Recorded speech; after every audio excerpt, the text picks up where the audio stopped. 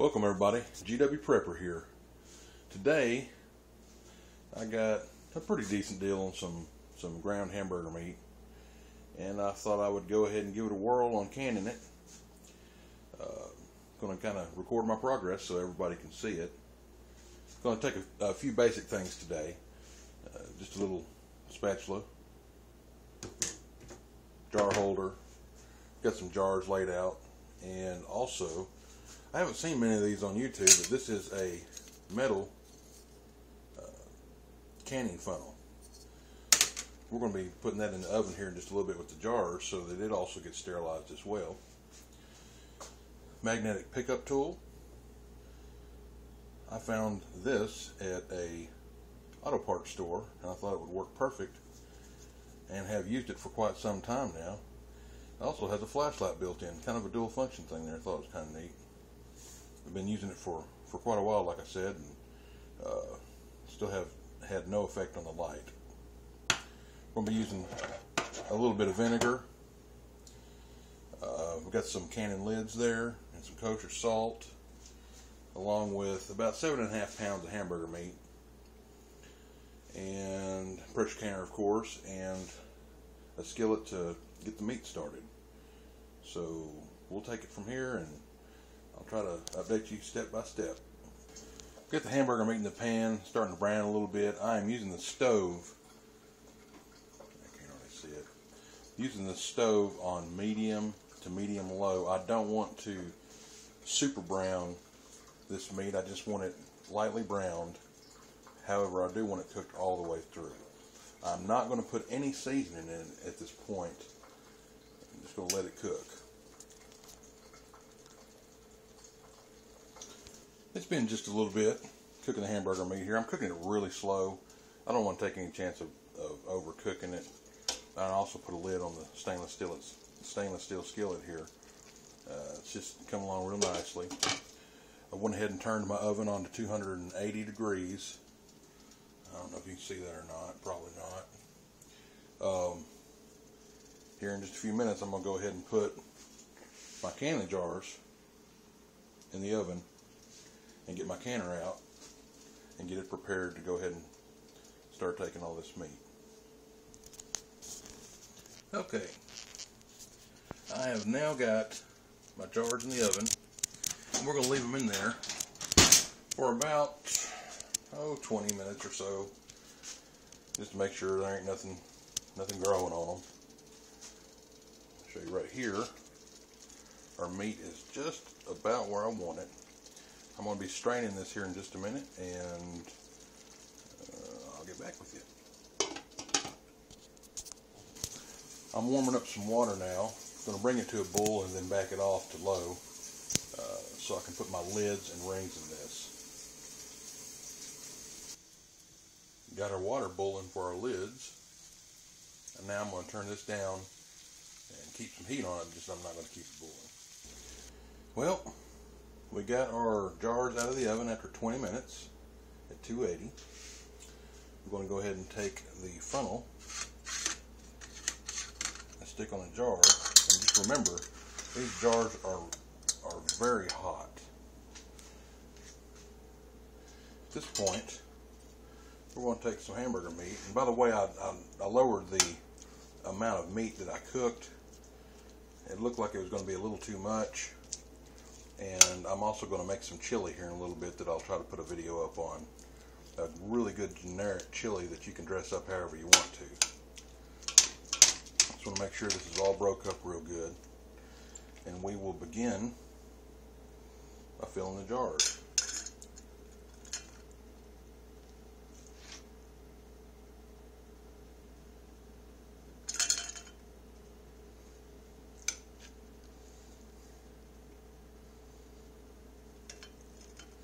We're going to leave just a little bit of headspace in here, probably just right below the ring there.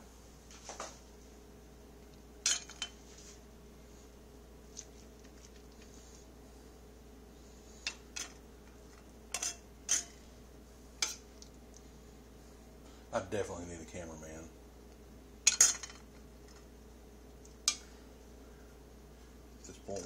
pull this off.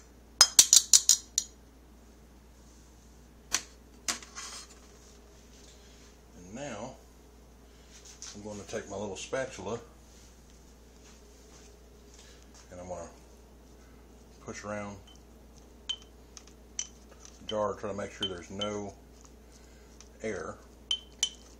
You can see when you're just pushing it down just a little bit, I'm not even putting any pressure on it.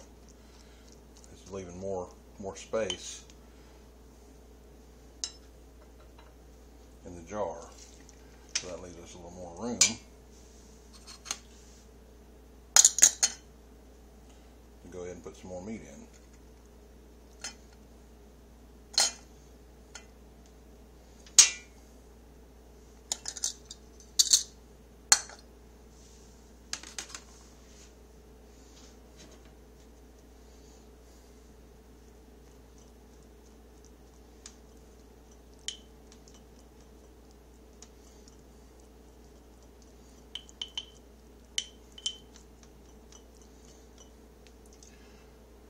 Just a little bit more.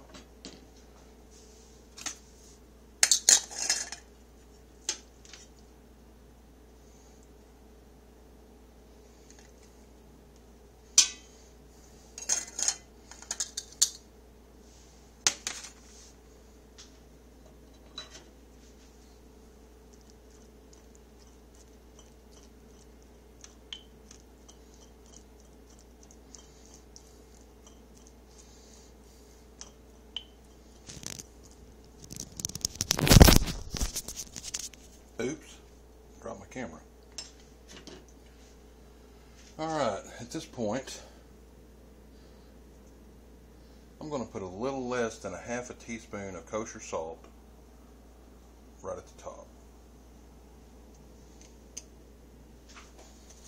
I'm going to grab our little handy dandy magnetic pickup tool, try to get us a lid pulled out of this. I'll grab a lid with our magnetic pickup tool. Actually, we're going to set that there for just 1 second. We're going to wipe the rim of this jar off to make sure there's nothing on there that will keep us from getting a good seal. There we go. Alright, let's grab the lid.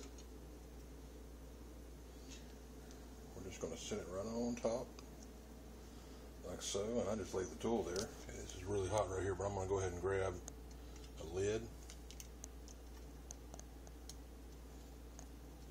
We're going to bring the lid over to the jar, place it right down over the top,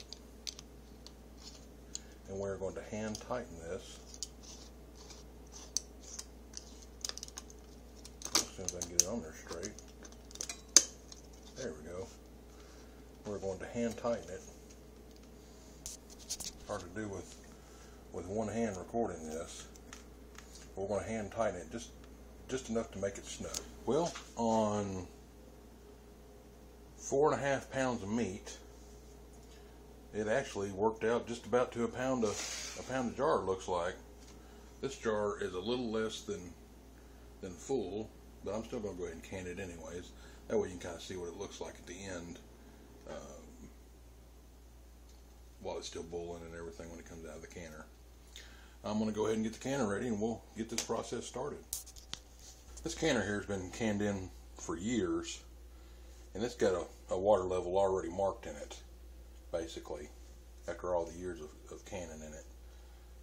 I just put it up to that amount.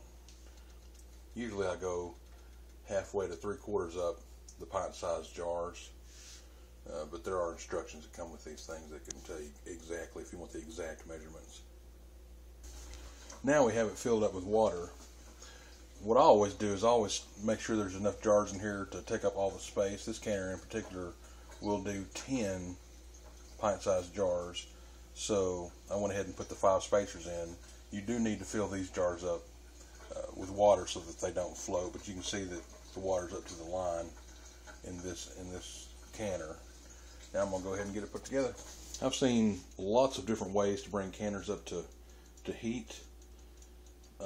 with this particular Presto canner, what I normally do is I go ahead and turn the heat on high after I have the lid on, and I have the pressure regulator right here. We will wait until this little valve right here pops up, and then you'll start seeing the pressure gauge go up.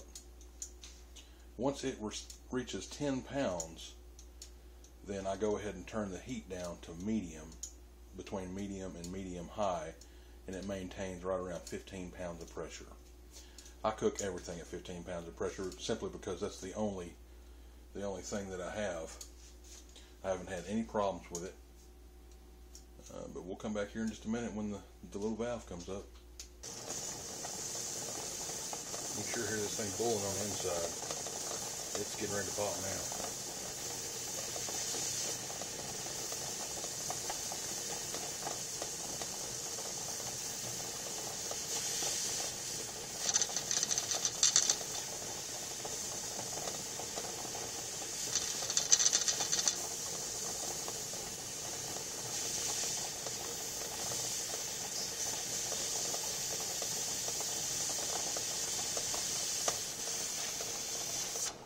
Oh, there we go. Alright, at this point, we're just going to sit and wait on it to get to 10 pounds of pressure. We'll just take a couple minutes, and then we're going to let it process. Okay, our canner is just now, you see it just now about to reach 10 pounds. Hope you can see it. I'm going to reach back here and turn this back to medium. Right at, well, about medium to medium high. And here in just a few minutes it'll start jiggling this weight right here. And on this particular gauge, it goes to right around 16 to 17. It's like 2 pounds off. I've heard a lot of people say that the Presto canner gauge is off by a couple of pounds of pressure. Never had any problem with it. But we'll be back in a minute. Also wanted to state that we're going to go ahead and start our time for processing once it reaches 10 pounds. And we're going to process for 75 minutes. And it's going to be right around 15 pounds for most of the time. But 75 minutes we'll get that meat processed. And here we go. This is what we're going to look like for about the next 75 minutes. It has now been 75 minutes, and I'm going to turn the stove off and let the pressure canner depressurize by itself. And when it gets done, I'll go ahead and get the lid off of it. Okay. Looks like we're back down to 0 pounds of pressure. Our little valve has fallen in the back. I'm going to go ahead and pull this off, make sure there's no other pressure. Alright, at this point I'm going to go ahead and pull off the lid. It is too dangerous for me to try to do with just one hand, so I will have to shut the camera off, and I'll be right back. Alright, I got the lid off. You can see what's going on in here. Let me go ahead and get the pot lifter.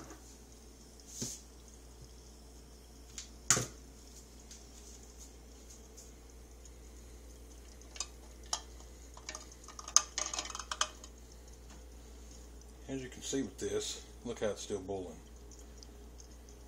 You can also see how the meat's dropped down a little bit. It's not going to hurt anything at all, as long as you've got a good seal. I'm just going to set them out now on a towel on your counter.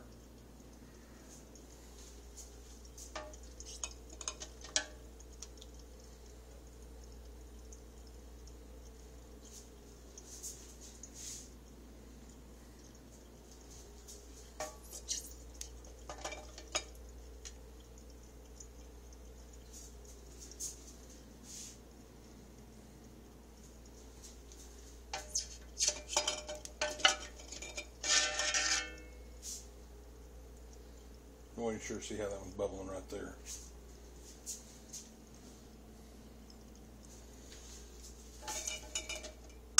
This one is the one that we only had a partial amount, about a half. Wish I'd have had a half pint container, but you can see it's still boiling real good inside there. Now these are going to have to sit for 24 hours or overnight, however you want to do it. I usually just do it overnight, but you'll start hearing them pop probably in about 15 to 30 minutes after sitting outside the canner. And tomorrow we'll make sure all the lids are still sealed, and we'll be able to go ahead and throw them in the food storage. And don't forget, always write your dates on your food. And remember, first in, first out. Thanks for watching.